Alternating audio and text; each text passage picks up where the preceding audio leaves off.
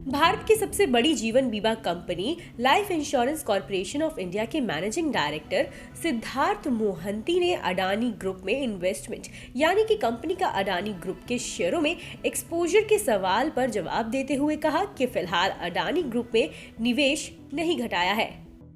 Company ने Adani group में तय नियमों के हिसाब से निवेश किया है। हमने IRDAI के नियमों के तहत ग्रुप में निवेश किया है। अडानी ग्रुप में कंपनी का 1% से भी कम निवेश है। इस ग्रुप के शेयर्स में निवेश करने से कंपनी को फायदा हुआ है। अडानी ग्रुप में निवेश पर LIC को पॉजिटिव रिटर्न मिला है। उन्होंने LIC द्वारा अडानी ग्रुप में इन्वेस्टमेंट किए जाने के बारे में कहा कि LIC का सारा निवेश नियमों के मुताबिक हुआ है। कंपनी ने IRDAI रेगुलेशन और इंश्योरेंस एक्ट के अनुसार निवेश किया है। इंटरनल SOP के मुताबिक ही निवेश किए जाते हैं। हमने नियमों के मुताबिक सभी ग्रुप में निवेश किया है। LIC द्वारा किसी भी ग्रुप में निवेश नियमों के मुताबिक ही होता है। उन्होंने कहा कि इस ग्रुप की बात करें तो इसमें हमारा निवेश बहुत ही कम है। इसमें हमारा एक्सपोजर 1% से भी कम है, यानी कि 0.97% ही है।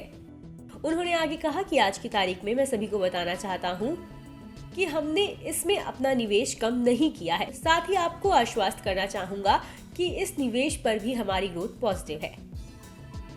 बजट में टैक्सेशन को लेकर किए गए नए बदलावों से कंपनी के कारोबार पर क्या असर हुआ, इसके बारे में बात करते हुए सिद्धार्थ मोहंती ने कहा कि लोग टैक्स बचाने के लिए ही बीमा पॉलिसी खरीदते हैं। इस बात से मैं सहमत नहीं हूं।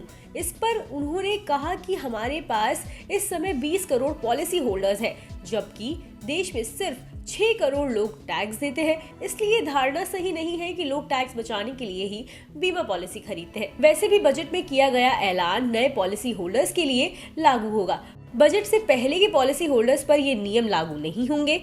इसलिए हमारा मानना है कि बजट में किए गए ऐलान से LIC के कारोबार पर कोई खास असर नहीं पड़ेगा।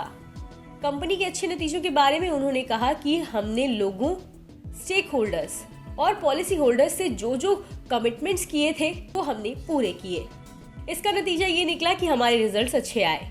उन्होंने कहा कि अगर हम इसी तरह अपने कमिटमेंट्स पूरे करते रहते हैं तो फाइनेंशियल ईयर की आखिरी तिमाही में भी नतीजे इसी तरह होंगे। उन्होंने कहा कि मुझे उम्मीद है कि हम चौथी तिमाही में इससे भी अच्छे नतीजे पेश करने में सफल हो सकेंगे। बता दें कि यहाँ मुहैया जानकारी सिर्फ सूचना हेतु दी जा रही है। मार्केट में निवेश बाजार जोखिमों के अधीन है। निवेशक के तौर पर पैसा लगाने से पहले हमेशा एक्सपर्ट से सलाह लें। मनी कंट्रोल की तरफ से किसी को भी पैसा लगाने की यहाँ कभी भी सलाह नहीं दी जाती है।